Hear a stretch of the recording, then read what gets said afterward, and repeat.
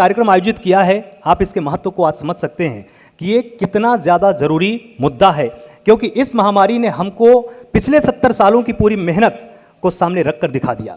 इसने हमको ये समझा दिया कि इन 70 सालों में हमने जो विकास किया है वो कितना अधूरा है, कितना छोटा रह गया है, कितना बौना है।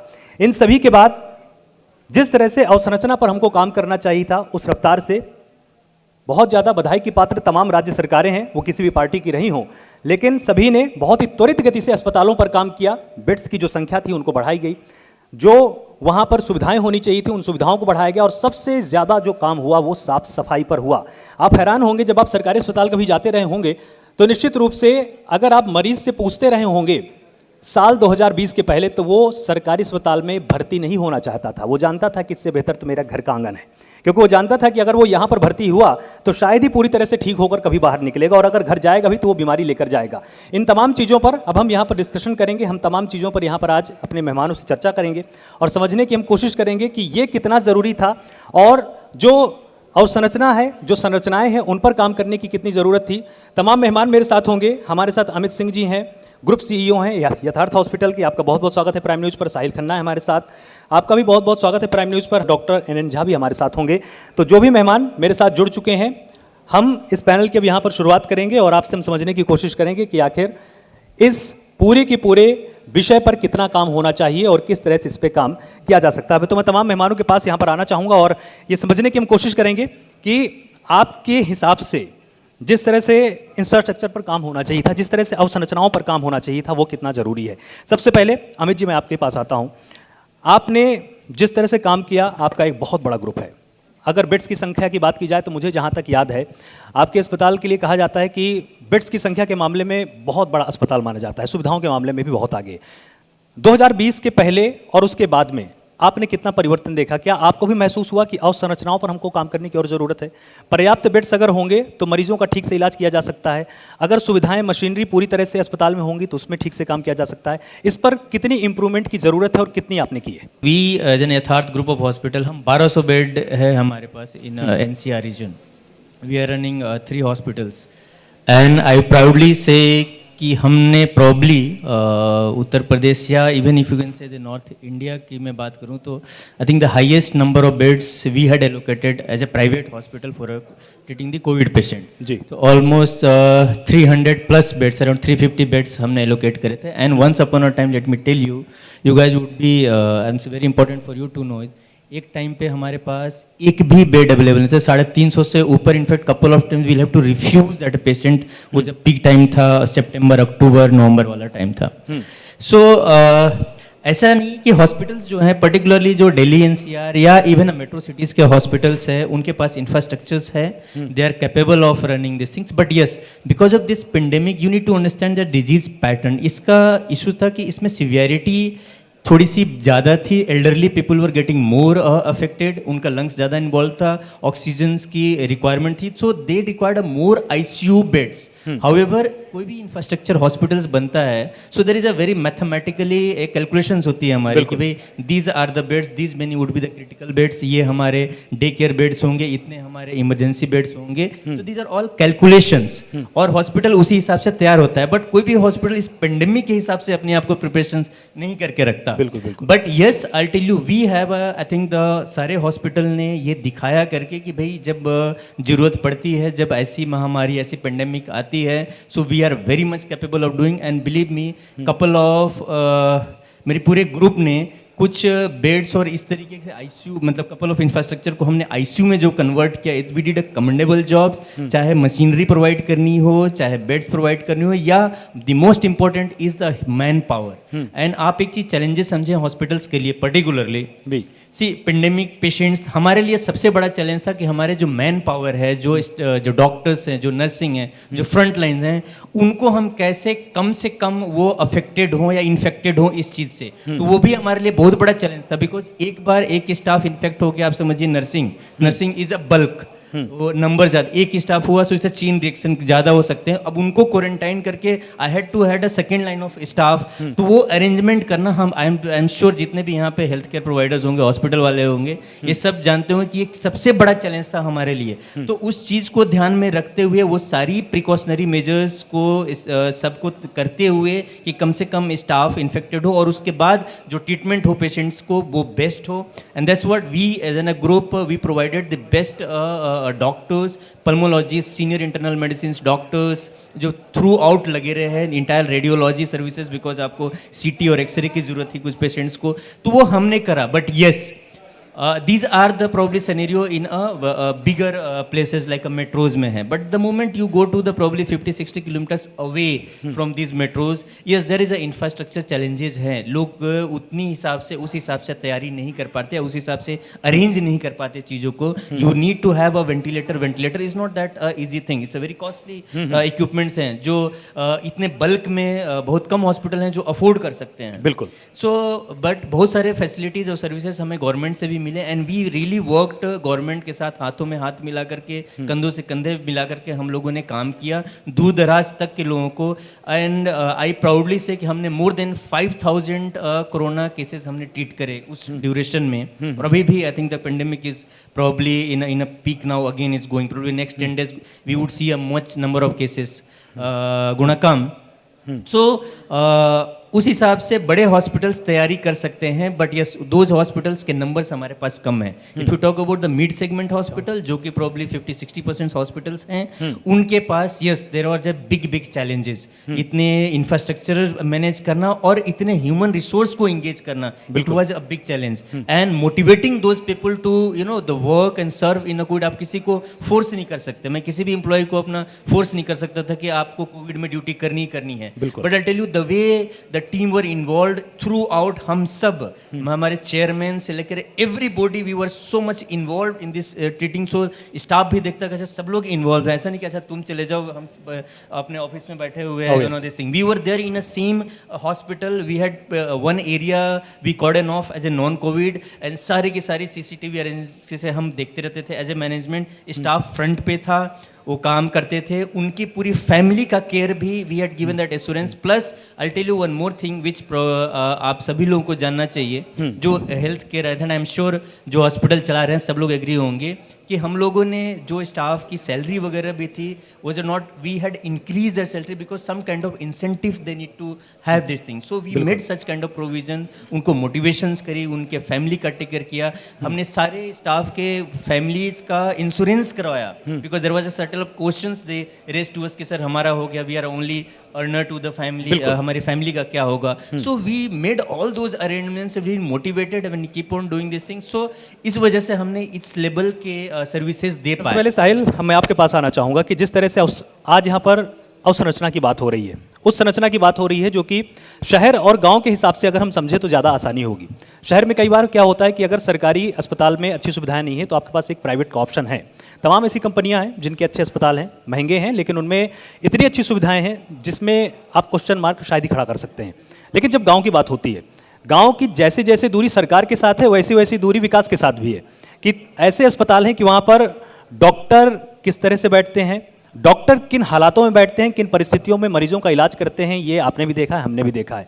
इस पर किस तरह से काम किए जाने की पूरी तरह जरूरत है। कोविड के टाइम पे जो सबसे बड़ा चैलेंज ये था, उस टाइम पे जैसे ही लॉकडाउन लगा था, हमारा लॉजिस्टिक्स का बहुत बड़ा चैलेंज था। हमें सारे हॉस्पिटल्स में वर्ल्ड पूरे इंडिया में उन सारे प्रोडक्ट्स को पहुंचाना था और करीबन 800 डिस्ट्रिक्ट्स हैं इंडिया के अंदर और वो सारी districts were acting like 800 countries. वहाँ के अलग अलग रेगुलेशंस, वहाँ की लोकल एडमिनिस्ट्रेशन से आपको परमिशन लेनी पड़ती कि आपको यहाँ पे कंटेनर्स लेके आने हैं, यहाँ डिलीवरी करनी है, तो वो थोड़ा सा क्योटिक हो गया था। तो अगर अब जैसे ये करंट सिचुएशन है, गॉड फॉरबिड अगर कभी लॉकडाउन लगता है तो we should have a protocol in place जिसके अंदर सप्लाई चेन बिल्कुल भी डिस्ट्रप्टेड ना हो, चाहे वो मेट्रोज के लिए है, चाहे वो टियर 1, टियर 2, टियर 3। ये एक पॉलिसी मैं इस प्लेटफॉर्म के माध्यम से गवर्नमेंट बॉडी को बताना चाहूँगा कि अगर कोई ऐसी सिचुएशन आए तो हमें इसके लिए प्रिपेयर्ड रहना चाहिए। बिल्कुल। और थोड़ा सा आप इस चीज़ पर भी ब्रीफ कीजिए कि क्या गांवों के हिसाब से कुछ ऐसी चीज़ें बनाई जा सकती हैं जो कि अस्पतालों में बहुत अच्छे से प्रयोग कर सके और उसमें ट्रीटमेंट की जो क्वालिटी है उसको और भी बेहतर बनाया जा सके।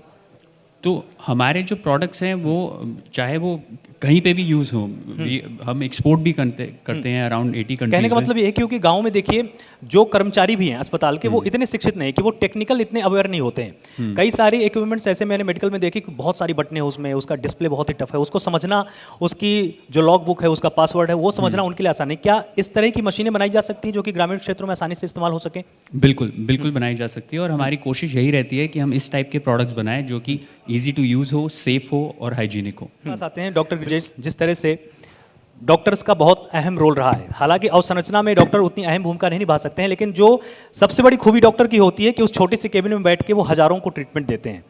आपको क्या चैलेंजेस इस दौरान दिखाई दिए और क्या महामारी ने सच में एक अलार्म का काम किया है कोरोना ने, कि अब हमको ये समझने की ज़रूरत है कि डॉक्टर्स को भी वो सुविधाएं, वो फैसिलिटीज़ देने की ज़रूरत है जो आप एक आईएएस अधिकारी को देते हैं, जो एक अपने सिविल सेवक को देते हैं, क्योंकि अगर डॉक्टर फ्री होकर काम कर पाएगा तो शायद पूरा का पूरा समाज वहाँ का सेफ रहेगा।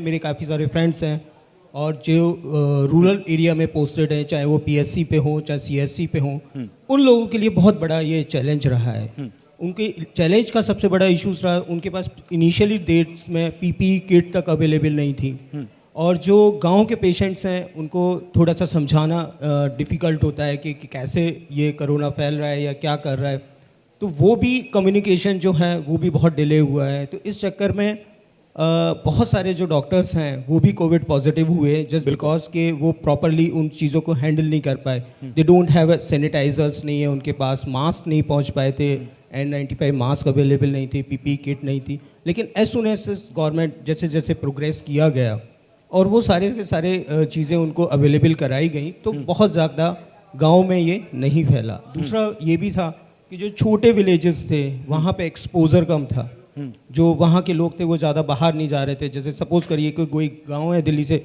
90 किलोमीटर दूर का, तो वहाँ के पॉपुलेशन यदि 5000 है तो वो ज़रूरी नहीं है कि वहाँ के 5 या 10 लोग दिल्ली में आ रहे हैं या जा रहे हैं। तो चूँकि जब लॉकडाउन हुआ तो वो लोग वहीं पे स्टेबल हो गए। लेकिन डेफिनेटली हमारी गवर्नमेंट ने बहुत अच्छे से अब सेंटर्स को इम्प्रूव किया है। जो हमारे प्राइमरी हेल्थ सेंटर हैं और या कम्युनिटी हेल्थ सेंटर्स हैं उनको काफ़ी ज़्यादा फैसिलिटी प्रोवाइड कराई गई है, either in terms of sanitiser की पीपीई किट, सोशल डिस्टेंसिंग, काफ़ी सारे अवेयरनेस पोस्टर्स प्रोवाइड करे हैं जो वहाँ पे डिस्प्ले हो रहे हैं। इवन सम जो हमारे रूट लेवल के वर्कर्स हैं लाइक आशा कार्यकर्ता हैं, आंगनवाड़ी कार्यकर्ता, इन लोग का भी हमने बहुत बड़ा रोल रहा है। मेरे कलीग हैं जो मेरे दोस्त हैं, सीएमओ हैं, वो मुरादाबाद में, उनसे मेरी बात होती थी तो वो मुझे बताते थे कि हम लोगों ने इन लोग को ट्रेंड किया है, ये घर घर पे जाके लोगों को समझा रहे हैं कि आपको हाथ कैसे धोना है और सोशल डिस्टेंसिंग का कैसे पालन करना है, ये करना है। तो ये चीज़ एक बहुत बड़ी हेल्पफुल रही है। और डेफिनेटली हमें शहर को तो फोकस करना ही है, हमें गाँव को भी बहुत ज़्यादा फोकस करना है, क्योंकि शहर में तो हर चीज़ कंट्रोल हो सकती है, हम समझ सकते हैं, हमारे पास फैसिलिटी अवेलेबल है। जैसे अभी सर ने कहा कि इनके पास इतना बड़ा इंफ्रास्ट्रक्चर है, लेकिन गांव में यदि ये चीज़ फैलती है और गांव में लोगों के पास बहुत ज़्यादा रिसोर्सेज नहीं है, गांवों में भी हमको इंफ्रास्ट्रक्चर को उसी तरह से विकसित करने की ज़रूरत है। डॉक्टर नरेश चावला हमारे साथ जुड़े हुए हैं, बहुत ज़्यादा इनको अनुभव रहा है चिकित्सा के क्षेत्र में। जिस तरह से आपने देखा होगा कि एक अलार्म की तरह काम किया है इस पूरी कोविड महामारी ने। तमाम पंचवर्षीय योजनाएं भारत सरकार की आई चली गई, उनमें बजट का अच्छा प्रावधान होता था, तमाम मॉडल के नाम भी उनको दिए गए, हैरोडोमर मॉडल रहा, तमाम इस तरह के ऐसी चीज़ें हमको बजट के तौर पर प्रस्तुत की गई थी पहले, जो कि संचित निधि से भी कई बार इस्तेमाल किया गया उसमें। लेकिन चिकित्सा के क्षेत्र में कहीं ना कहीं लापरवाही बरती गई, ये कोविड ने साफ कर दिया। 1920 का साल आपने पढ़ा होगा मेडिकल हिस्ट्री में किस तरह का रहा कि करोड़ों लोग मारे गए थे उसमें, जिस समय प्लेग आया था। महात्मा गांधी खुद उससे बच नहीं पाए थे। लेकिन 2020 में ठीक 100 साल बाद परिस्थिति आती है और वैसी ही तस्वीर सामने आई। तब भी अस्पताल इतने मजबूत नहीं थे, आज भी नहीं थे। आपको क्या लगता है कि संरचना की कितनी बड़ी भूमिका है? हमारे पास कितने भी अच्छे डॉक्टर्स हों, लेकिन अगर उनकी पहुंच लोगों तक नहीं है तो चिकित्सा वो कितनी बेहतर दे पाएंगे? Thank you, Prime TV Awards, for giving the opportunity. I'll be going a little beyond. I'll take a broader view because I represent Indian Medical Association. I am the Joint Secretary in IMA headquarters. Apart from that, I am the Vice President of Delhi Medical Council and a past President of Delhi Medical Association. So my field becomes wider and I am supposed to tell my audience much more what they have learned. So, कम शब्दों में बोलते हुए, this particular challenge for all of us, either at government level, at a public level and to an individual doctor, it was a huge challenge and a big blocker also.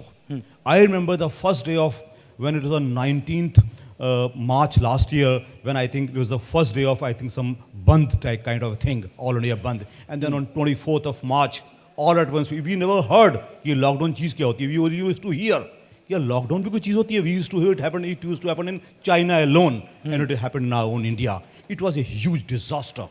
Me representing a huge community of doctors all across Delhi. सबसे पहला तो मुद्दा था, my पड़ोसी used to say, my neighbor, doctor Chawla, मैं 25 साल से आपको दिखाता हूँ, I am your doctor, I am your patient, I come for every small ailment, and now you are telling me you are not available. First thing, why are not available? Because the government of India has declared a lockdown. Have we stop breathing? Have we stop becoming ill? तो ये सबसे बड़ा challenge था. तो मेरा सबसे बड़ा challenge था, apart from the few things my fellow panelist have already told, कि हॉस्पिटल्स में पीपी किट्स की कमी और सैनिटाइजर की कमी और पता ही नहीं करना क्या है. तो सबसे पहला मेरा काम था, in first month I appeal to my single doctor clinics all across not only Delhi and all across India. मैंने कहा, भाई गवर्नमेंट ने चाहे लॉकडाउन डिक्लेयर कर दिया है, लेकिन आप अपनी स्केलेटल सर्विसेज चलाओ, because medical services can not be close. This was my first kind of effort and little achievement which I tried and became successful. I am openly claiming. My Dr. Anand Jha, Dr. my friend is sitting here. We had to practically force. कुछ कहते थे चावला जान ज़्यादा जरूरी है, कहते को पैसा कमाने का ज़्यादा शौक है. मैंने कहा ना जान जरूरी है ना पैसा कमाना जरूरी है. मेरा एक रोल है, मेरी एक पहचान है, उस पहचान के तहत मुझे कुछ करना चाहिए. This is an effort. Since I did my graduation from Maulana Azad Medical College, which was the only COVID hospital which was declared by Kejriwal Delhi government, it was the only hospital providing services. वहाँ जाके हम में से कुछ लोगों ने वहाँ as the कमियाँ होती हैं पब्लिक सेक्टर हॉस्पिटल्स में, पानी नहीं है जी, पीने का पानी नहीं है, क्या करना है, सैनिटाइजर नहीं है. उसके बाद एफर्ट आया, आप you must have heard, they created a plasma bank. Kejriwal ji ने प्लाज्मा बैंक क्रिएट कर दिया. उसको प्लाज्मा ला के देगा कौन?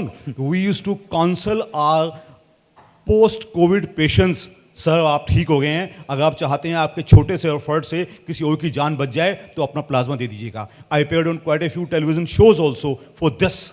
उससे धीरे धीरे बढ़ते हुए सच है, our Delhi became plasma sufficient, किसी को दिक्कत नहीं आती थी. We created WhatsApp groups all across Delhi कि जिसको हो रहा है, जिसका मामे चाचे किसी को खून चाहिए, प्लाज्मा चाहिए, तो हमें बताए. हमने अपना एफर्ट करके ऐसी कोशिश की थी. This was 2. I will take little more time. Number 3, ये सच है sir, I clearly remember in last year October November, it was a disaster. Practically उससे पहले का सीन आपने देखा होगा कि कोई मर जाता था, कोई उसकी लाश लेने जाता था, वो भी हमने देखा है. मैं एक और चैप्टर पे भी आने वाला हूँ, वो उससे ज़्यादा दुखदायी होने वाला है. Mister gentleman ladies, listen to this thing. पहला चैप्टर ये था. दूसरा ये था कि इतना बीमारी होने लग गई थी, हमें समझ नहीं आता क्या था. हम बड़े खुश थे यार, वो यूरोप में बीमारी फैल रही है, दिसंबर में उनके क्रिसमस डे कैंसिल हो गया, न्यू ईयर डे कैंसिल हो गया, हमारे हिंदुस्तान में टोटल शांति फैली हुई है. जनवरी भी ऐसे चला गया, फरवरी भी ऐसे चला गया, फरवरी के अंत पे हमें लग गया था दिल्ली में हिंदुस्तान में कुछ होने वाला है. My dear friends, yesterday we faced 90,000 cases, little less than types. I am warning you, within less than couple of weeks we'll have 1 to 2 to 2.5 to 3 lakh cases. None can stop us. Who is responsible? Is it the government? Is the central government, state governments, district administrations, or is people like us? I only say only one word of advice to my people.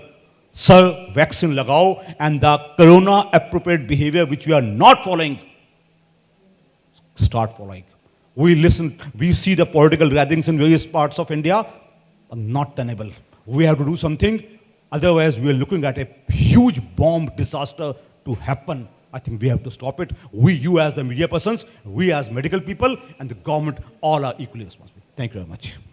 बहुत बहुत शुक्रिया. जिस तरह से आपने एक संकेत दिया कि अभी 80 से 90 हज़ार केस हमारे बीच में आ रहे हैं और आगे ये 1.5 लाख 2 लाख को भी टच कर सकते हैं, मतलब हम एक तरह से कोरोना बॉम्ब की परिस्थिति में बैठे हुए हैं. डॉक्टर आनंद झा हमारे साथ हैं. डॉक्टर, जिस तरह से आपने भी देखा होगा कि जो संरचना हमारे अस्पतालों में होनी चाहिए थी, उसकी चर्चा तमाम पैनलिस्ट ने यहाँ पर की है. आपको क्या लगता है कि अगर हमको कोविड की, जो कोरोना वायरस है, ये कहा जाता है कि सार्स वायरस की लगभग 7th जनरेशन है, ये धीरे धीरे म्यूटेट होकर यहाँ तक आया है और अब ये 8th जनरेशन की तरफ मूव ऑन कर रहा है. अपने आप को ये ऐसा ढाल रहा है कि हमारे बॉडी के अंदर रहेगा, कई सालों तक रहेगा और समय आने पर ये बार बार अपीयर होगा, जिस तरह से पहले चेचक के लिए कहा जा सकता था। आपको नहीं लगता है कि अब हमें आज के हिसाब से तैयारी ना करके हमें अपने अस्पतालों को आगे 10 साल के लिए प्रिपेयर करना चाहिए कि कम से कम बच्चों के सिलेबस में भी इस तरह की चीज़ों को शामिल किया जाए कि वो अवेयर रहें कि किस तरह के वायरस होते हैं। आपने देखा होगा बहुत सारे लोगों को बैक्टीरिया और वायरस का ही फर्क नहीं पता है। वायरल इन्फेक्शन होता है और वो एंटीबायोटिक खाते हैं, जिससे कि 10 दिनों तक टेबलेट खाने के बाद फिर डॉक्टर पास जाते हैं कि हमें फायदा नहीं हुआ। क्या आपको नहीं लगता है कि अब आगे लगभग 8 या 10 सालों की तैयारी हमको करने की जरूरत है अस्पतालों में? तैयारी करनी चाहिए। लाइक आपको याद होगा इन्फ्लुएंजा का पेंडेमिक हुआ था 1919 में, वो भी ऐसे 3-4 फेज चले थे एंड एवरी फेज, सारे फेज जो थे पहले से ज़्यादा खतरनाक थे। तो वी डिड थिंक ये चले गए और अभी भी इन्फ्लुएंजा के वैक्सीन हम लेते हैं। लाइक आज भी के पॉलीवैलेंट वैक्सीन होती है, जैसे 4 तरह के इन्फ्लुएंजा के वायरस होते हैं टाइप्स, तो 5 पॉलीवैलेंट 3, 4, 5 हम लेते हैं और रिसर्च होती रहती है। जिस तरह की वैक्सीन आते बैक्टीरिया हिसाब से वैक्सीन बनाते हैं देते। उसी तरह सार्स का भी है, पहले भी सार्स था और इस बार कोव-2 हमने बताया 2 है, तो ये भी चेंज हुआ है। इसके कारण हम कंट्रोल नहीं कर पाए। इनिशियली तो हमें पता नहीं था, मैं बताऊँ कॉर्पोरेट में था तो ट्रीटमेंट हमें पता नहीं था, किसी को पता नहीं था, उसका कैरेक्टर कुछ पता नहीं था। चाइना में देख के, वो बड़ी क्लोज सोसाइटी है, उन्होंने बताया नहीं कि क्या ट्रीटमेंट करना है, कैसे करना है। तो इनिशियली काफ़ी डेथ हुई, लोग हॉस्पिटल भटकते थे और रास्ते में भी डेथ हो जाती थी। ग्रेजुअली स्टार्टेड, हमें अच्छा लगने लगा कि क्या ये चीज़ हो सकती है, इससे बेटर होगा। नाउ एक हमारा प्रोटोकॉल अब बन गया है कि क्या ट्रीटमेंट करना है, इसलिए मोर्टेलिटी भी हमारी काफ़ी कम हो गई है। बट वही ये नया नया म्यूटेशन आ रहा है, नए नए चेंज कर रहे हैं, तो हमें एक तो रिसर्च चलते रहना चाहिए कि कौन सा आया, कौन सा म्यूटेशन आया, उसके अगेंस्ट हम कौन सी दवा दे सकते हैं। एंटीवायरल ट्रीटमेंट बहुत कम है, बट एंटीवायरल ट्रीटमेंट बने, नए नए रिसर्च हो रहे हैं। वैक्सीन्स बनी, बहुत जल्दी बनी और वी आर डूइंग, अच्छा काम कर रहे हैं वैक्सीन्स में। तो नई जैसे उसकी चेंजेस होगी, नई वैक्सीन्स भी बनेगी। 10 तरह के वैक्सीन्स बन रही, कुछ आरएनए लेवल पे, बड़ी जेनेटिक लेवल पर बन रही है, कुछ ऐसे बैक्टीरिया को मार, वायरस को मार के या उसको इनएक्टिवेट करके बन रही है। ये वैक्सीन बनती है, तो हमें तैयारी तो करनी पड़ेगी। रेगुलर रिसर्च चलते रहे और वैक्सीन बनते रहे तो इससे कंट्रोल होगा। हमारे एक चीज़ और बताना चाहूँगा, बहुत डरने की बात, डॉक्टर चावला ने काफ़ी डराया है, but definitely we have to have COVID etiquette तो होना चाहिए हमें। बट जैसे स्वाइन फ्लू है, इज ऑल्सो बहुत डेडली डिजीज है, इससे भी जान जाती है। बिल्कुल। बट क्या होता है, सब चेक करते नहीं स्वाइन फ्लू पॉपुलेशन में। तो हो सकता है हमारे अंदर स्वाइन फ्लू बहुत लोगों को हो, बट जो सिक होते हैं दे को टू हॉस्पिटल जाते हैं, वहाँ इलाज कराते हैं। उसी तरह हमारा लगता है सार्स, ये कोरोना का भी ultimately is going to be, will be there. जो सिक होंगे हॉस्पिटल जाएंगे, इलाज कराएंगे, अदर रेस्ट हमारे शरीर में हो सकता है कोविड की वायरस हो। दैट इज़ वन थिंग, एक मुझे कहना था। बाकी तैयारी करने पर रिसर्च चलती रहेगी, अब इसको हम भूल नहीं सकते हैं। हमें कोविड एटिकेट बहुत इंपॉर्टेंट है, बिकॉज अभी still we are in learning stage, COVID कैसा बिहेव करेगा।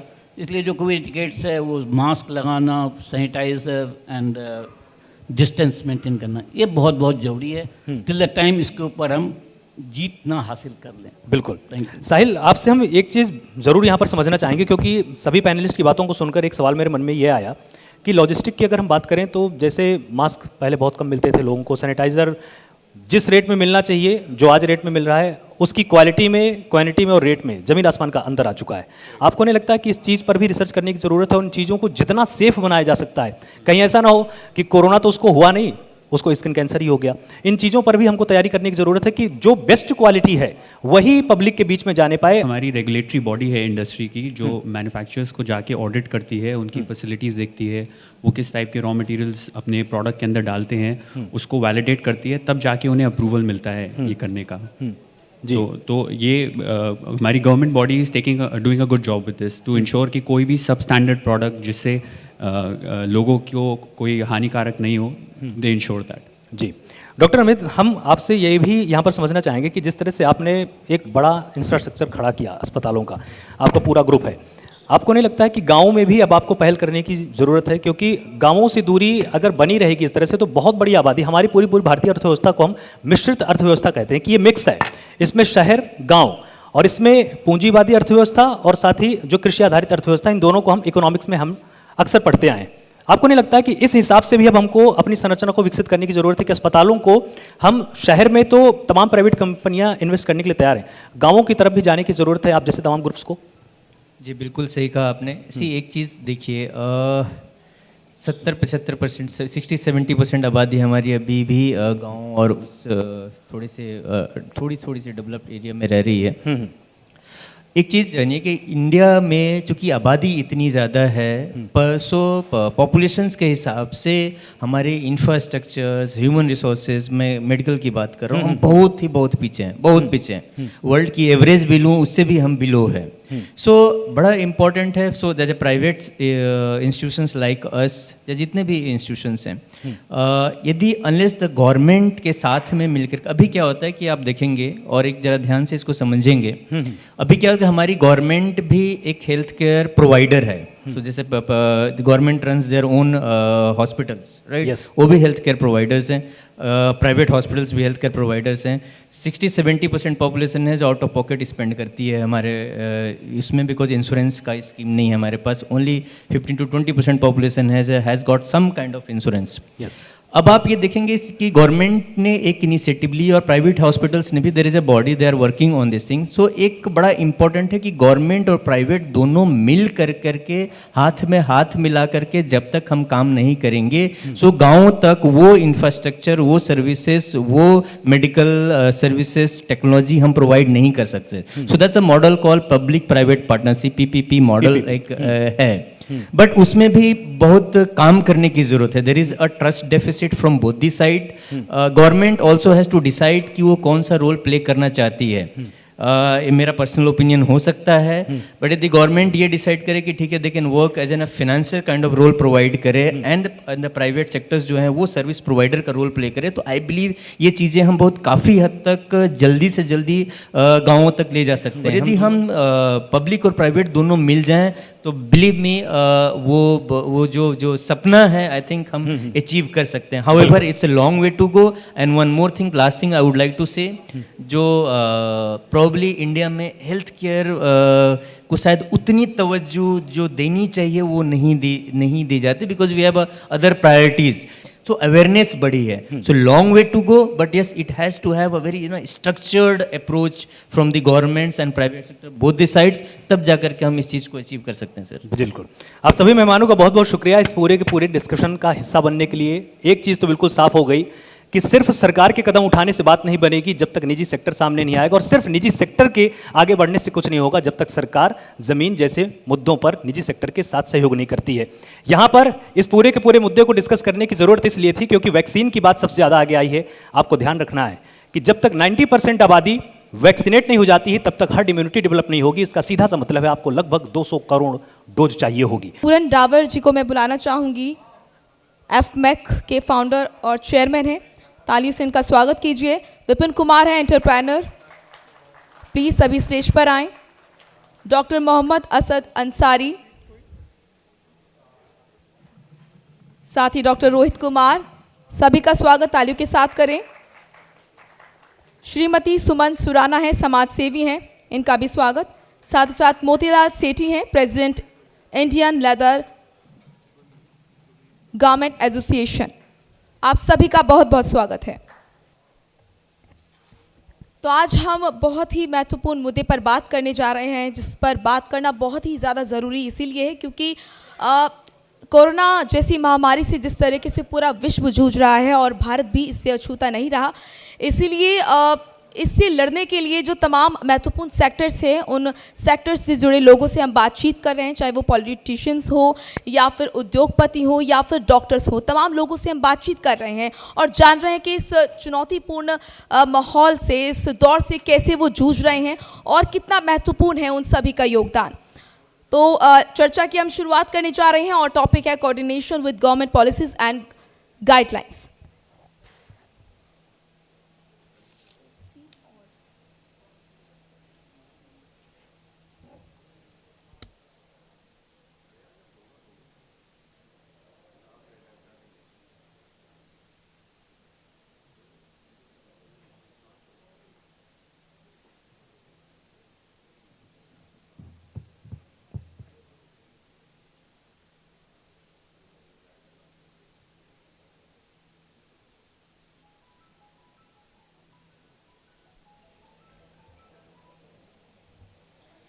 तो सभी मेहमान हमारे साथ जुड़ चुके हैं और थोड़ी देर में हम सवालों का जो सिलसिला है वो शुरू करेंगे और जानेंगे कि किस तरीके से किस क्षेत्र में उन्होंने काम किया और कितना चुनौतीपूर्ण रहा उनका योगदान देना और किस तरीके से उन्होंने संभाला इस स्थिति को, क्योंकि जाहिर सी बात है कि भारत में हर तरीके से हर शख्स ने अपने अपने तरीके से योगदान दिया है, चाहे वो फिर किसी भी फील्ड से हो।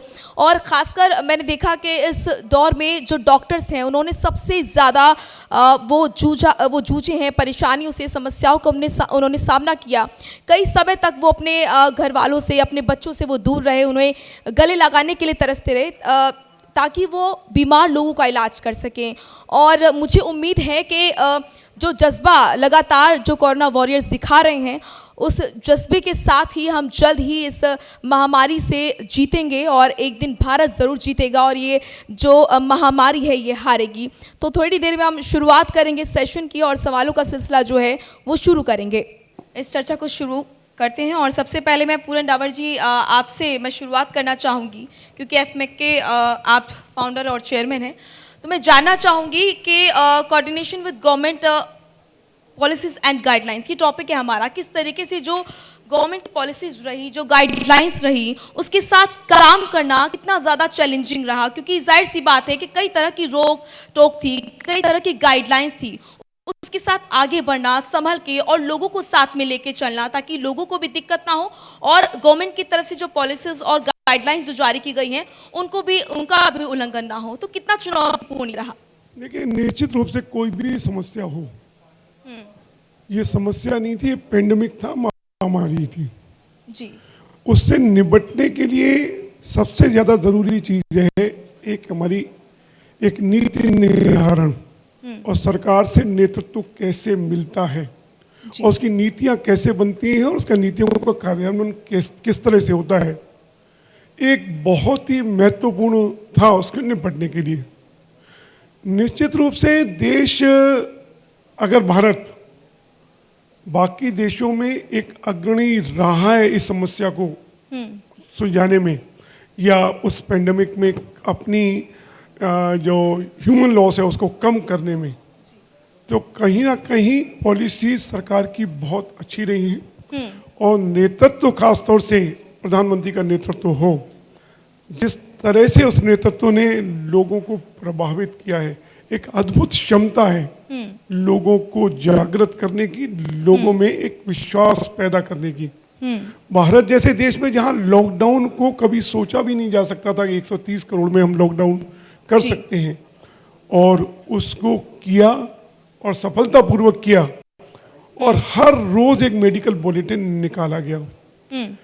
मेडिकल बुलेटिन के साथ में हर रोज एक नई गाइडलाइन दी गई। बिल्कुल, जहां जहां परेशानी आ रही थी उन गाइडलाइंस को बदला गया।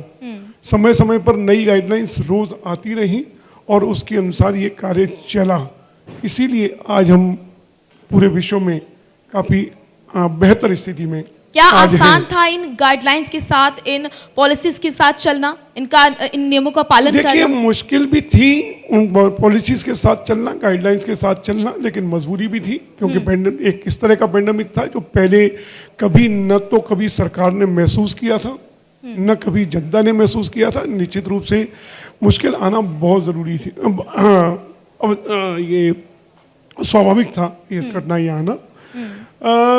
कहीं ना कहीं जिनके ऊपर एक तो सरकार है, नीतियां बनाती है, उसमें नीतियां हमेशा नीयत अच्छी होती है नीतियां बनाने के पीछे, और एक हमारी दूसरी बॉडी है जो हमारी एग्जीक्यूटिव बॉडी, जो IAS अधिकारी हैं, जिनको इनका क्रियान्वयन करना होता है। उसमें भी हम लोगों को दोनों कुछ देखने को मिला।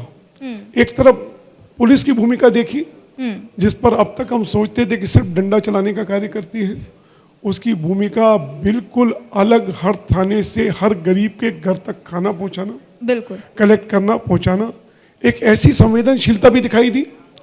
और दूसरी ओर कहीं बहुत दूरदर्शिता भी बहुत सी तस्वीरें प्राइम न्यूज ने भी दिखाई जब पुलिस वालों पर फूलों की वर्षा करते हुए लोग नजर आ रहे थे, उनके अच्छे कामों को देखते हुए। ये बहुत ही रेयर तस्वीरें हैं और बहुत ही कम ऐसा देखने को मिलता है। बहुत कम ऐसा देखने को मिला, ये मानवीयता देखने को मिली हमको। लेकिन दूसरी तरफ कहीं दूरदर्शिता भी दिखाई दी। हाँ। कई बार ऐसा होता है कि सरकार को खुश करने में अधिकारी अपनी सीमाओं को लांघ जाते हैं। हमें ध्यान होगा जब संजय गांधी ने शुरुआत की थी इसकी फैमिली प्लानिंग के लिए, एक अद्भुत प्रोग्राम की जो शुरुआत की थी, उसका हश्र एक नसबंदी के रूप में किस तरह से हुआ था, ऐसी ही कहीं और दूसरा यहाँ भी दिखाई दी। कहीं एक केस मिला, उसको सील कर दिया, बंद कर दिया, लॉक कर दिया। किसी भी स्कूल को क्वारंटाइन सेंटर बनाया, कहीं भी क्वारंटाइन सेंटर बनाया, उसका ताला लगाया, लॉक लगाया और लॉक लगा करके चले गए। उसमें सुविधा है या नहीं है, उसमें किसी तरह की, इवन यहाँ तक कि गेट से लॉक लगा दिया और खाना भी जब दिया जा रहा था तो उनको नीचे फेंक करके दिया जा रहा था। उसने देश की तस्वीर बहुत अधिक खराब की। फिर भी कुल मिलाकर के मैं समझता हूँ सरकार की नीतियां हो या उनका क्रियान्वयन हो, काफी बेहतर था। ऐसी चूंकि पहली हमारा ये एक्सपीरियंस था या इस महामारी से पहली बार गुजर रहे थे जी। ये स्वाभाविक है, इतने बड़े देश में ये भी हम लोगों को भुगतना पड़ा। As far as the government policies are concern, लगातार उन पॉलिसीज में एक प्रभावी पॉलिसीज रही। बिल्कुल, तो गाइडलाइंस का और पॉलिसीज़ का जो पालन करना है इतना आसान नहीं रहा, काफ़ी मुश्किलों का सामना करना पड़ा, काफ़ी चैलेंजिंग ही रहा। डॉक्टर मोहम्मद असद अंसारी, मैं आपके पास आऊँगी, बहुत जनरल सा क्वेश्चन है और मेरे हिसाब से सभी जानना चाहते हैं कि भगवान तो मान लिया गया डॉक्टर को, लेकिन इस दौरान जो ये महामारी फैली, इस दौरान और इससे पहले एक डॉक्टर का जो डेली रूटीन था वो किस तरीके से अचानक बदला, कितना मुश्किल था उसके लिए सरवाइव करना? देखिए, मैं मुरादाबाद में फोटोन हॉस्पिटल चलाता हूँ जी। और मैं एक जनरल सर्जन हूँ। सर्जरी में हमारे साथ दो चैलेंज थे। एक तो था कोविड से लड़ना था, उधर जो सर्जरी की इमरजेंसीज थी, जैसे इंटेस्टाइनल परफोरेशन आ गया, आंत बस्ट का केस आ गया जी, तो वो इंटेस्टाइनल परफोरेशन से मरेगा या कोविड से मरेगा, उसको हमें क्या करना है, उसको हमें अपनी सर्विसेज देनी थी। ऐसी एक्यूट एक्सीडेंटल आ गए, मान लो इंजरी हो गई, ट्रॉमा केस आ गए, क्योंकि हम सर्जन, हमारे पास ऐसे केस आते हैं लगातार। अब हमारे साथ इतना बड़ा चैलेंज था क्योंकि सारे में लॉकडाउन, हॉस्पिटल पहुंचना, वहाँ किसी तरीके से पहुंच के उन लोगों को वो सर्विस देना, कोविड का अपने आप को खुद का रिस्क लेना। जो सरकार की बहुत अच्छी गाइडलाइंस थी, लेकिन उनको उस समय हमको पालन करना, वो भी एक हमारे लिए बहुत बड़ी चुनौती थी जी। तो हमारे साथ इतना बड़ा चैलेंज था। जो हमारे पेशेंट्स, पुराने पेशेंट्स हैं, जो ये सोच के आते हैं कि नहीं हमें वहीं इलाज कराना है, अब इमरजेंसी आ गई, उसका आंत में परफोरेशन, आंत बस्ट है, अब क्या करें, उसको ऑपरेट करें। तो उस टाइम हम लोगों को कुछ भी नॉलेज नहीं थी क्या करना है क्या नहीं करना, तो वो हमें PPE किट पहनी, बहुत ज़्यादा रिस्क लिए, उस रिस्क के साथ उनको हमने ऑपरेट किया। इसी तरीके से उन लोग एक्सीडेंटल केस आए बहुत सारे इस दौरान, उनको किया। एक बार अभी पीछे ऐसा, गाड़ी असल में 3-4 किलोमीटर दूर हॉस्पिटल्स है, वो ड्राइवर के साथ हम गाड़ी में जाते हैं जी। पास जो था, अब वो हमें लोगों को तो अलाउ कर दिया कि भाई आप जा सकते हैं।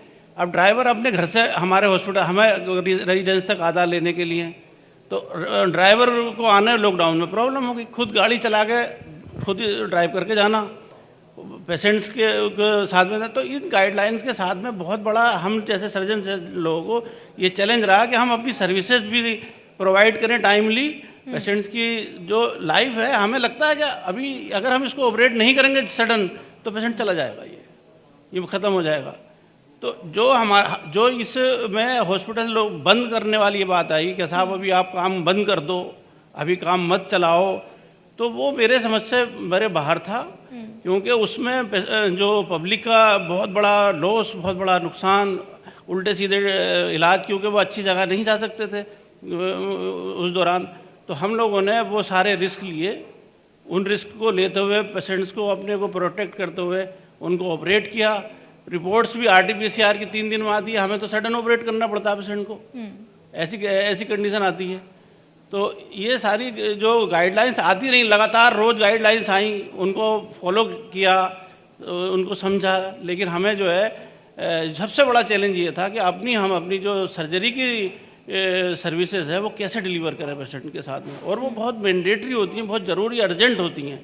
उसमें उसमें इतना होता है कि हम लोगों को बस अपना प्रोटेक्शन किसी तरीके ले लें, फिर घर जाना, कपड़े चेंज करने, और फिर क्योंकि बच्चों में कोई अगर हमें लग गया तो ना लग जाए, तो बहुत सारे चैलेंजेस अभी भी हैं, ऐसा नहीं है, अभी भी हम लोगों के साथ चैलेंजेस हैं। क्योंकि ऐसे जो इमरजेंसीज केस आते हैं, इमरजेंसीज केस में मरीज को किसी को सामने लगता है कि ब्लीड हो रहा है, तो आप क्या उसको छोड़ दोगे यार से कि कोविड ना हो, क्या करोगे उसको तो ट्रीट तो करना पड़ेगा ना। तो ये इस तरीके के चैलेंजेस हम लोगों के सामने रहे, हमने उनको उसको अपने रिस्क लेके उसको हैंडल किया, करना पड़ रहा है। बिल्कुल, बहुत चैलेंजिंग रहा। डॉक्टर रोहित कुमार, आपके पास आऊँगी।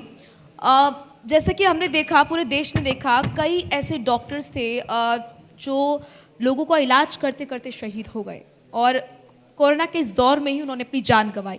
तो ऐसी परिस्थिति में आम जनता की आंखों में तो आंसू आए ही, लेकिन अपने स्टाफ को संभालना और हौसला अफजाई करते रहना, हौसला ना टूटने देना, ये कैसे किया गया, ये कितना चैलेंजिंग रहा? क्योंकि चैलेंजेस की हम बात कर रहे हैं, कई सारे चैलेंजेस ऐसे हैं जिनका सामना डॉक्टर्स को करना पड़ा, और जाहिर सी बात है कि कई जो चीज़ें हैं वो आम जनता के मन में हैं, और मुझे ऐसा लगता है कि प्राइम न्यूज़ के माध्यम से ही आपके ज़रिए वो बातें जो है वो आम जनता तक पहुँचेगी।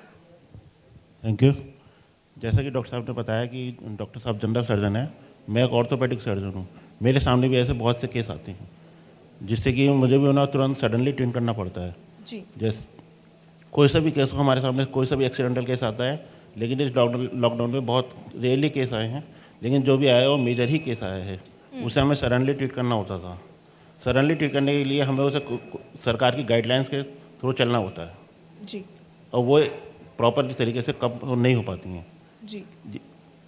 ना तो जल्दी इन्वेस्टिगेशन आएंगे और ना ही हम उसे फिर सर्जरी कर पाएंगे। सर्जरी करने के लिए हमें तुरंत इमीडिएट जो भी एक्शन लेना होता है वो हम लेते हैं, पीपी किट या जो भी प्रॉपर प्रोटेक्शन लेते हैं वो हम उस लेकर करते हैं। और जिस तरह से आप पूछ रहे हैं कि जैसा आपने पूछा है कि अगर आपके सामने कोई सडनली कोई एक्सपायर हो जाता है कोरोना वायरस से, तो उसके ऊपर आप क्या गुजरती हैं? उसकी फीलिंग्स हमें रहती है कि हमारे सामने कोरोना वायरस आए, हम इसे सडनली बचा नहीं सके हैं, और जितनी हमने कोशिश किया बचाने की, हम उसे बचाने की पूरी कोशिश की है, लेकिन उसमें आप कुछ नहीं कर सकते हैं कि आप इसे बचाएं या नहीं बचाएं, लेकिन आप कोशिश पूरी करेंगे कि ये किसी भी तरह से कैसे भी हो सेव हो जाए। बिल्कुल। मोतीलाल सेठी जी, आपके पास आऊँगी। ये महामारी आई, सबके लिए एक बहुत बड़ा झटका था, चाहे वो किसी भी सेक्टर के लिए हम माने, बहुत बड़ा झटका, काम रुक जाना, फिर जो अपने अंडर जो तमाम लोग हैं जिनकी जीविका उनसे चलती है उनको आगे बढ़ाना, बहुत सी चीज़ें हैं। तो इस दौर में किस तरीके से आपने अपने आप को संभाला, पूरे चीज़ों को देखा, क्योंकि president Indian leather government association आप हैं, तो इस तरीके से आपने कैसे सबको साथ लेकर चले, आप इस झटके को किस तरीके से आपने धीरे धीरे स्थिर किया? देखिए, मुझे इस पेंडेमिक के ऊपर पहले बात तो आप लोगों को बहुत शुक्रिया अदा करना है कि आज आप वॉरियर्स को एक्नॉलेज कर रहे हैं। मुझे भारतीय होने का बहुत बड़ा गर्व है। इस मंच से मैं आज कहना चाहूँगा कि जिस तरीके से इस 130 करोड़ के देश में अर्थव्यवस्था ने, प्रधानमंत्री जी ने और सारे ब्यूरोक्रेसी ने, सारे चीफ मिनिस्टर्स ने जिस तरीके से इस पेंडेमिक को संभाला है, ये बहुत ही सराहनीय है। और नॉट ओनली अपने देश के लिए, आज वैक्सीन जो हम लोग बाहर भी भेज रहे हैं, इससे पता लगता है कि हमारे देश में, हमारे लोगों में कितनी इंसानियत है, और पूरी देश, पूरी दुनिया आज हमारी इंसानियत की सराहना कर रही है कि इतना बड़ा देश होते हुए, इतनी कम मॉर्टेलिटी होते हुए इस देश के लोगों ने जुट के, मिल के, जिसमें डॉक्टर्स ने अपनी ज़िंदगी दे दी सामने, वॉरियर्स ने अपने आप को, परिवार को छोड़ के अपने आप को आगे बढ़ाया है देश के लिए, इन सब चीज़ों की सराहना की। बिजनेस पॉइंट ऑफ व्यू से हमारे लिए एक सबसे बड़ा चैलेंज था जो आप पूछ रहे हैं, लाइफ एंड लाइवलीहुड, जिंदा रहना लोगों का और उनकी जीविका का ध्यान रखना। बिल्कुल। हम लोग इंडस्ट्री चलाते हैं, गवर्नमेंट गाइडलाइंस की बात हो रही है। मैं सराहना करूंगा कि गवर्नमेंट की गाइडलाइंस जो थी वो पूरी ही समय पे आती रही हैं, उनमें संशोधन होते रहे हैं। जो जो रिक्वायरमेंट थी हम ट्रेड एसोसिएशंस ने गवर्नमेंट को कही हैं। हमारी फैक्ट्रीज नोएडा के अंदर हैं, नोएडा में लॉकडाउन हो गए थे, गारमेंट इंडस्ट्री का एक्सीलेंस सिटी है, जहाँ पर गारमेंट इंडस्ट्री में हम लोगों के ऊपर बहुत सारे लोग डिपेंड करते हैं, उनकी आजीविका डिपेंड करती है। लॉकडाउन क्लोज हुआ, मैं एक छोटा सा इंसिडेंट बताता हूँ कि गवर्नमेंट ने फैक्ट्रियाँ खुलवाने के लिए कुछ रजिस्ट्रेशंस की बात की, लेकिन हमने प्रशासन से कहा कि ब्लैंकेट ऑर्डर्स कर दीजिए कि सब फैक्ट्रियाँ खोल दी जाएँ। इसी तरीके से डावर साहब ने भी आगरा की इंडस्ट्रियाँ, जहाँ की शू इंडस्ट्रीज़ हैं, वहाँ भी गवर्नमेंट की पूरी सपोर्ट मिली और सिंगल ब्लैंकेट परमिशन से फैक्ट्रियों को खुलवाया गया, जैसे जैसे कोरोना को कंट्रोल में लेते जा रहे हैं। तो मैं इस मंच से ये कहना चाहूँगा कि गवर्नमेंट का रोल, गवर्नमेंट की ब्यूरोक्रेसी का रोल और लोगों का रोल बहुत अच्छा रहा, जिससे कि हम लोग आज इस महामारी से बाहर निकल आए हैं। काफ़ी हद तक हम लोगों ने इस पर कंट्रोल किया है। और मैं पब्लिक अवेयरनेस में ये भी कहना चाहूँगा कि हमें ऐसे ही मिलकर आगे बढ़ाना है, जिससे हम इंडस्ट्री भी चला सकें, अपने आप का ध्यान भी रख सकें और सारे नियमों के अनुसार हम और आगे चलें और उन नियमों का पालन करें। बिल्कुल, लॉकडाउन की स्थिति में हम देख रहे थे कि तमाम जो बड़े सेक्टर हैं, जो इंडस्ट्रीज़ हैं, उनके पास कोई स्रोत नहीं था कि उनके पास कुछ आए, लेकिन उनके पास बड़ी जिम्मेदारी थी कि उनके अंडर जो तमाम लोग काम कर रहे हैं उनको कैसे जो है उनकी जीविका कैसे चलानी है, तो इसको कैसे मैनेज किया। बहुत अंदर की बात पूछ रही हूँ और बहुत चैलेंजिंग भी रहा होगा। जी देखिए, लोगों को, हम लोगों ने अपने सारे वर्कर्स को अपने साथ में इकट्ठा किया और उनसे कहा कि देखिए, इंटरनेशनली हम लोग फॉरेन ट्रेड में हैं, तो व्यापार तो वाकई डिमांड कम होने की वजह से, ओवरहेड्स से, तो उन लोगों ने भी अपनी कोऑपरेशन जाहिर की जी। उन्होंने ये नहीं कहा कि हमें जो हमारे वेजेस मिल रहे थे, हमारे सारे एग्जीक्यूटिव्स ने, सारे मिडिल मैनेजमेंट ने, इवन वर्कर्स ने कहा कि जो हम लोग इंडस्ट्री को चलाने में, ज़िंदा रखने में कंट्रीब्यूट कर सकते हैं। इस चीज़ की मैं आज सराहना कहूँगा कि सारे मैनेजर्स ने अपनी सैलरीज़ को कहा कि हमें रिडक्शन कर दीजिए, हम लोग आपके साथ खड़े हैं इस सहयोग की। तभी मैं कह रहा हूँ, I am proud to be Indian today, कि हर तबके ने कोऑपरेशन किया है। इवन मैनेजर्स ने अपनी आजीविका को कम किया है, उन्होंने कहा कि ठीक है, हमारी सैलरी को कम करिए, लेकिन हमें मिलकर काम करना है। वर्कर्स तक ने, जिनकी बहुत छोटी कम सैलरी है, वो भी सामने बढ़े, उन्होंने भी कहा कि ठीक है, हम अपने जितने समय तक ये चल रहा है, रिसेशन चल रहा है, हम साथ रहेंगे। सो इन सब चीज़ों को देखते हुए मैं ये कह रहा हूँ कि सबका सहयोग रहा है और इस सहयोग से इंडस्ट्री जो है दोबारा से अपने ट्रैक पे आ गई है। आप लोग देख रहे होंगे कि जीएसटी की अभी इस महीने की जो रिटर्न्स आई हैं, जो टैक्स जमा हुआ है, बहुत ज़्यादा हुआ है, इकॉनमी वापस आ रही है, लोग मिलके सब कुछ कर रहे हैं। और अगर यही स्पिरिट रही तो हम कोरोना की इस जो महामारी है, इसके ऊपर पूरा नियंत्रण पा लेंगे और लाइफ एंड लाइवलीहुड दोनों को मैनेज कर लेंगे। बिल्कुल बिल्कुल ये होगा। और मैंने कहा कि पूरी उम्मीद है कि भारत जीतेगा और कोरोना हारेगा, क्योंकि जिस तरीके से जो भारत की जनता है, एक बड़ी आबादी वाला देश होने के नाते बहुत सी चीज़ें हैं, बहुत जागरूकता है, कम इक्विपमेंट भी हैं, लेकिन उसके बावजूद लोग, जो जनता का सहयोग मिल रहा है, वो काबिल तारीफ है। बहुत अच्छा सहयोग मिल रहा है, जनता पूरे समझ रही है इसको कि कैसे इसको टैकल करना है। इस देश के लोगों पे मुझे इतना प्राइड है कि इवन छोटे से छोटा वर्कमैन जो इंडस्ट्री में लगा हुआ है, मिडिल मैनेजर, सीनियर मैनेजर्स, हर लोग ने एक दूसरे के साथ कोऑपरेट किया है। इवन कि मालिक मकानों ने किराया जो है माफ़ कर दिया है, इस्टेब्लिशमेंट्स को छोड़ दिया है। एक ह्यूमन एंगल बहुत अच्छा रहा है, जहाँ मानवता का एक बहुत बड़ा प्रदर्शन हुआ है, लोगों ने एक दूसरे का साथ निभाया है।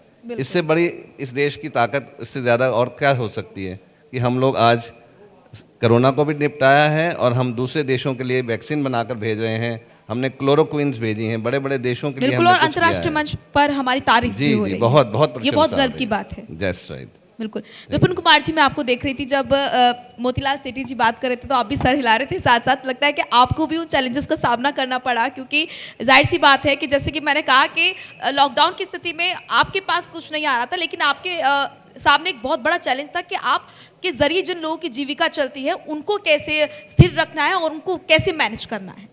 पहले तो मैं थैंक यू बोलूँगा प्राइम न्यूज़ को, जो आज कोरोना वॉरियर्स को सम्मानित कर रहे हैं। एंड जैसा आपने पूछा मुझे कि जो आपके पास चैलेंजेस हैं, जो गवर्नमेंट की गाइडलाइन आई, हमने जैसे जैसे गवर्नमेंट ने बोला हमने फॉलो किया कहीं ना कहीं, चाहे वो 1/3 एम्प्लॉय के साथ काम करना हो या जो भी प्रिकॉशन लेना हो, हमने सारी चीज़ें करी। रह गई बात, जैसे आप पूछ रहे हैं कि because I am running a digital marketing company from last 10 years, सो जब आपका लॉकडाउन हुआ तो बहुत ड्रास्टिक चेंज आया है कहीं ना कहीं। आपके महीने 2 महीने बिल्कुल ट्रांजैक्शन नहीं थे कहीं ना कहीं, बट कहते हैं कि शुरुआत आप खुद से करो कहीं ना कहीं। इंडिविजुअल रिस्पॉन्सिबिलिटी आपकी बहुत बड़ी रिस्पॉन्सिबिलिटी है। हमने किसी भी स्टाफ को निकाला नहीं इस टेन्योर के बीच में। बहुत सारी कंपनियों से बात हुई, वहाँ पे बहुत लोगों को निकाले गए, लेकिन हमने किसी को निकाला नहीं। एमएसएमई सेक्टर बहुत महत्वपूर्ण योगदान दे रहा है देश में, और लोगों की जो जीविका है उससे चल रही है। जैसे कि आप भी बता रहे हैं कि आपने भी किसी को निकाला नहीं, आपके सामने भी चैलेंजेस थे, वो आप बता रहे हैं। बिल्कुल बिल्कुल, इसको इस समय नहीं था निकालने का, यहाँ पे था कि हम गवर्नमेंट को सपोर्ट कर रहे हैं, प्लस अपने एम्प्लॉय को सपोर्ट कर रहे हैं कहीं ना कहीं। आज ये टाइम आया है, तो जब आप काम कर रहे हो तो डेफिनेटली आपके पास एक इनफ कैपिटल होता है जहाँ पे आप कम से कम एटलीस्ट कम से कम कुछ टाइम तो आप अपने एम्प्लॉय को बिठा के दे सकते हो, जिन्होंने आपको करके दिया है कहीं ना कहीं, और आगे यही स्टाफ आपको और बेटर करके देंगे। तो you have to just confident कि हाँ, आपको कॉन्फिडेंट होना है कहीं ना कहीं, और वो भी आपके भरोसे हैं कहीं ना कहीं, तो you have to take care of them. बाकी बिल्कुल इस दौरान एक गरीब शख्स जो है उस पर इतना फ़र्क नहीं पड़ा, मिडिल क्लास फैमिली पर भी फ़र्क नहीं पड़ा। लोगों की जो निगाहें हैं वो जो इंडस्ट्री मालिक हैं, जो इंडस्ट्री चला रहे हैं, और जो बड़े सेक्टर्स हैं उनकी तरफ उनकी नज़रें थी कि हाँ, आप हमें जो है वो हमारी जो जीविका है उस पर असर नहीं पड़ने देंगे, हमारे जो घर है वो आपके थ्रू चलते हैं। तो ये मैं समझती हूँ कि सबसे बड़ा चैलेंज है, क्योंकि जाहिर सी बात है कि लगातार लोगों के टच में रहना, और जब इस तरह का एक विकराल स्वरूप कोई महामारी ले लेती है, उस समय जो अपने अंडर लोग काम कर रहे होते हैं उनको संभाल के रखना और उनको कहीं नहीं जाने देना, वही एक पहचान होती है एक अच्छे बड़े सेक्टर की, एक अच्छी बड़ी कंपनी की। यस, बट ऑब्वियस आपने बहुत सही बोला कहीं ना कहीं, यही एक पहचान होती है कि आप प्रॉब्लम के टाइम पे आप कितना अपने स्टाफ के साथ, मैं बेसिकली अपनी फैमिली बोलूँगा, मेरी कंपनी पूरी फैमिली है, अपनी फैमिली के साथ कितना आप साथ होते हो कहीं ना कहीं। रेगुलरली मैं टच में रहा कहीं ना कहीं, वीकली बेसिस पे टॉक, प्रॉब्लम्स पूछना उनके कि कुछ प्रॉब्लम्स तो नहीं आ रही है, चीज़ें तो नहीं आ रही, और रेगुलरली चूंकि डिजिटल मार्केटिंग कंपनी है तो हमने वैसे भी बहुत इन्फॉर्मेटिव वे में गाइड भी किया कि क्या आपको फॉलो करना चाहिए, क्या नहीं करना चाहिए, ज़रूरत है तो आप बाहर निकलें, क्राउड प्लेस बिल्कुल भी विजिट नहीं करें। तो वो हमने keep informing the people basically हमने करा, और अपने स्टाफ को भी करा इस तरीके से। बिल्कुल, बहुत बहुत शुक्रिया आपका। श्रीमती सुमन सुराना जी, आपके पास अब मैं आऊँगी, काफ़ी टाइम हो गया, लेकिन मैं आपसे बहुत महत्वपूर्ण चीज़ जानना चाहती हूँ। एक महिला होने के नाते, एक गृहिणी होने के नाते बहुत चैलेंजिंग होता है फील्ड पर उतरना, लोगों को जागरूक करना, क्योंकि मेरे घर में भी माँ है, मैं खुद हूँ। जब मैं निकलती थी, जब लॉकडाउन था, जब मैं खुद अकेली निकलती थी तो लोग समझाते थे, फैमिली कहती थी कि अरे मत निकलो, जान ज़्यादा ज़रूरी है, काम इतना ज़रूरी नहीं है। ऐसे समय पर अपना कर्तव्य को समझना, तभी हम कोरोना वॉरियर्स कह रहे हैं तमाम लोगों को, अपने कर्तव्यों को समझना, उनका पालन करना, एक समाज सेवी होने के नाते, और उससे भी पहले एक महिला और गृहिणी होने के नाते कितना चैलेंजिंग था लोगों तक सेवाएं पहुंचाना, लोगों की मदद करना और उन्हें जागरूक करना। सबसे पहले मैं प्राइम न्यूज़ को धन्यवाद देती हूँ। बिल्कुल सही आप लोगों ने कोरोना वॉरियर अवार्ड रखा है। सच में ये बहुत ही चैलेंजिंग था कि कोरोना में आप किसी भी सभी तरह घर को संभालते हुए, चूँकि मैं एनजीओ हेल्पिंग एंड फाउंडेशन चलाती हूँ, मैं एक छोटा सा वाक्य बता रही हूँ। 200 बच्चों की जिम्मेदारी मेरा एनजीओ कई सालों से, 15-20 सालों से निभा रहा है। तो कोरोना के टाइम चूँकि गवर्नमेंट की गाइडलाइन थी कि हमें बाहर नहीं निकलना है, हालांकि आगरा में हमारे सभी ब्यूरोक्रेट ने हमें बहुत हेल्प की है, तो फिर हमें परमिशन मिल गई थी कि एक सेंट क्लेरेंस स्कूल के पीछे एक बस्ती है, उसमें 200 बच्चों को कई सालों से हम देखभाल कर रहे हैं। तो सिस्टर का फ़ोन आया कि ये बच्चों की यहाँ ऐसी हालत हो रही है, खाने तक नहीं है। हालांकि काफ़ी लोग, जैसे कि माननीय प्रधानमंत्री मोदी जी ने भी कहा कि एनजीओ नहीं होता तो बहुत बुरा हाल होता। तो मैं सबसे पहले पूरे देश भर के सभी एनजीओ का धन्यवाद कहती हूँ कि इस कोरोना एपिडेमिक के टाइम सभी ने अपना 100% दिया, पूरा पूर्ण सहयोग दिया। और हमारे सामने पूरन डावर जी वगैरह है, सभी इन लोगों ने, सभी ने सहयोग दिया। लेकिन मैं एक बता रही हूँ फिर क्या हुआ, बड़ा मुश्किल दौरान इस समय एपिडेमिक के समय हमें एक जीप की परमिशन मिली कि आप एक जीप से खाना दे के ले जा सकते हैं। लेकिन खाना के लिए भी फिर हमने स्पेशल एक रसोईया, हमारे एनजीओ के एक माँ की रसोई करके, आनंद कुमार ज्वेलर्स है मेरे एनजीओ के मेंबर हैं, वहाँ हमने स्टार्ट किया। और उन 200 बच्चों के साथ, बल्कि 200 बच्चों के परिवार को हमने लगातार 4 महीने खाना पहुँचाया। तो सच में ये एक बहुत ही कठिन कार्य था जिसको हमने पहुँचाया, और बड़ा अच्छा भी लगा। इस दौरान मुझे भी कोरोना हो गया था, लेकिन फिर भी मैं इस कोरोना होने के बावजूद भी मैं खुश थी कि मैं 200 परिवारों को हमारा एनजीओ बिल्कुल खाना मुहैया करा रहा है, उनकी सब कुछ मतलब ऐसा नहीं कि वो एक भी परिवार भूखा सोए। पूरे सुबह से शाम तक हम उनके खाने की जिम्मेदारी हमारे एनजीओ पे थी और हम लोग पूरी तरह से निभा रहे थे।